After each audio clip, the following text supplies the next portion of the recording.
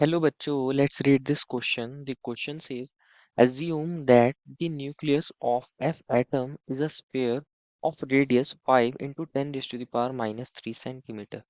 Calculate the density of matter in F nucleus. Atomic mass of F is equals to 19.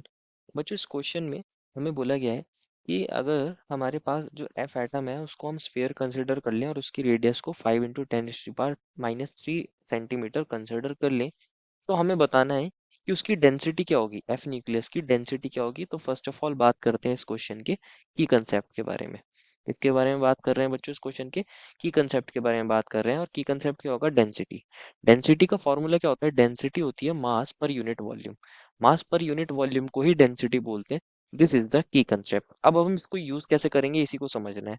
अगर हम बात करें density of matter in F nucleus या simply density of matter की ही बात करें in F nucleus, कि हमारे पास जो डेंसिटी है वो क्या होगी, density of matter in F nucleus. F nucleus की डेंसिटी क्या होगी इन एफ न्यूक्लियस। तो हमें मास ऑफ एफ न्यूक्लियस चाहिए होगा। मास ऑफ एफ न्यूक्लियस, या अब स्पेसिफिकली बात करें तो mass of one F nucleus. एक एफ न्यूक्लियस का मास कितना होता है, एक एफ न्यूक्लियस का मास कितना होता है, और उसको डिवाइड करना पड़ेगा वॉल्यूम से, कि एक एफ न्यूक्लियस की वॉल्यूम कितनी होती है, volume of one F nucleus. यही चाहिए हमें बच्चों, यही हमें निकालना है। मास निकालना है एक एफ न्यूक्लियस का और वॉल्यूम निकालनी है। तो अब समझते हैं, रेडियस तो हमें गिवन ही है। तो बच्चों वॉल्यूम ऑफ अब वन एफ न्यूक्लियस की बात करते हैं फर्स्ट ऑफ ऑल। अगर volume of one F nucleus निकालना चाहें, volume of one F nucleus, एक एफ न्यूक्लियस की वॉल्यूम कितनी होगी अगर उसकी बात की जाए, तो वन एफ न्यूक्लियस की अगर वॉल्यूम निकालोगे बच्चों, तो वॉल्यूम का फॉर्मूला क्या होता है स्फीयर के लिए, 4/3 पाई आर क्यूब। यही फॉर्मूला होता है। जहाँ आर क्या होता है बच्चों, रेडियस। आर क्या होता है, रेडियस होता है। अगर आप स्फेयर की वॉल्यूम निकालते हो, स्फेयर एज्यूम करते हो न्यूक्लियस को, क्योंकि क्वेश्चन ने उसको बोला है कि स्फेयर आप कंसिडर करिए, तो अगर आप इसको स्फेयर कंसिडर करते हो तो स्फेयर का फॉर्मूला होता है 4/3 पाई आर क्यूब। तो 4/3 की जगह 4/3, पाई की जगह आप लिख सकते हो 22/7। और रेडियस कितनी है बच्चों, रेडियस दी गई है हमें 5 × 10⁻³ इसका करना है क्यूब। क्या करना है, इसका क्यूब करना है। ये सेंटीमीटर में ही है बच्चों, ये सेंटीमीटर है इसकी यूनिट। तो इसको अगर आप क्यूब करते हो बच्चों, तो 4/3 की जगह 4/3 इंटू 22/7 ही रहने दीजिए। और आप 5 का क्यूब करोगे तो बन जाएगा, 5 का क्यूब होता है बच्चों, 5 का क्यूब 125 इंटू 10⁻³ का क्यूब करोगे तो बन जाएगा -9 सेंटीमीटर क्यूब। ये आ जाएगा। अब आप 4 × 22 करोगे मल्टीप्लाई, तो 88 होगा, और 88 को 125 से मल्टीप्लाई करोगे तो ये 11,000 आ जाता है। और 3 7 होता है 21 इंटू 10⁻⁻9 सेंटीमीटर क्यूब। तो अगर आप 11,000 को 21 से डिवाइड करते हो बच्चों, तो इसकी वैल्यू आती है 523.8 इंटू 10⁻⁻9 सेंटीमीटर क्यूब। तो volume of one F nucleus तो आ गई हमारे पास। वन एफ न्यूक्लियस, एक एफ न्यूक्लियस की वॉल्यूम तो आ गई है। अब बात कर लेते हैं mass of one F nucleus. तो एटॉमिक मास हमें दिया है बच्चों, अगर एटॉमिक मास की बात करी जाए, एटॉमिक मास ऑफ फ्लोरीन वो आपको गिवन है। एटॉमिक मास ऑफ फ्लोरीन कितना है, 19 है। और एटॉमिक मास का मतलब क्या होता है, मास ऑफ न्यूट्रॉन और प्रोटॉन्स का मास जो न्यूक्लियस के अंदर है, दैट मीन्स ये न्यूक्लियस का ही तो मास है, लेकिन एटॉमिक मास है 19 ग्राम पर मोल होगा, क्योंकि एक मोल एटम्स का मास होता है बच्चों।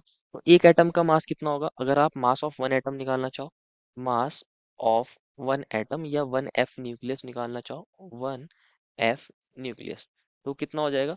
आप 19 को, क्योंकि ये 19 ग्राम को किससे डिवाइड कर दीजिए, 6.022 into 10⁻23 that is Avogadro number से डिवाइड कर दोगे, तो आपके पास एक एफ न्यूक्लियस का या एक एफ एटम का क्या आ जाएगा, मास आ जाएगा। और इसको अगर हम डिवाइड करते हैं तो इसकी वैल्यू कितनी आती है, 19 को अगर आप 6.022 से डिवाइड करोगे, 10⁻23 नीचे पॉजिटिव है, ये ऊपर आके माइनस का 23 बन जाएगा। और 19 को अगर आप 6.022 से डिवाइड करते हो, 19 डिवाइड बाय 6.022, तो इसकी वैल्यू आती है 3.15। कितनी आती है, 3.155। तो ये आ गया हमारे पास किसका मास, एक एफ न्यूक्लियस का मास आया है बच्चों, एक एफ न्यूक्लियस का। तो डेंसिटी निकाल लेते हैं, density of F nucleus, density of F nucleus. F nucleus की अगर आप डेंसिटी निकालोगे, या मैटर की जो थी डेंसिटी, उसका भी हमने देखा था, mass of nucleus one F nucleus upon volume of one F nucleus. तो मास कितना है बच्चों, 3.15 इंटू 10⁻⁻23 ग्राम, यही है। और वॉल्यूम कितनी आई थी बच्चों पीछे, वॉल्यूम आई थी 523.8, 523.8 इंटू 10⁻⁻9 सेंटीमीटर क्यूब, ये वॉल्यूम आई है। अगर आप 3.15 को डिवाइड करते हो बच्चों 3.15 को डिवाइड करते हो किससे, 523.8 से, तो इसकी वैल्यू आ जाती है 0.00601।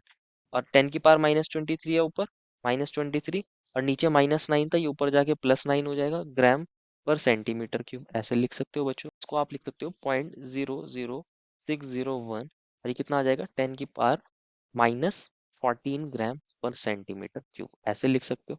और अगर आप इसको 1000 से मल्टीप्लाई करोगे तो ये बन जाएगा 6.01, तो 1000 से डिवाइड भी करना पड़ेगा, बन जाएगा 10 की पावर -17 ग्राम पर सेंटीमीटर क्यूब। तो ये आपके पास क्या आ जाएगी, डेंसिटी ऑफ मैटर आ जाएगी of F nucleus. This is the final answer. I hope you understood it well and best of luck.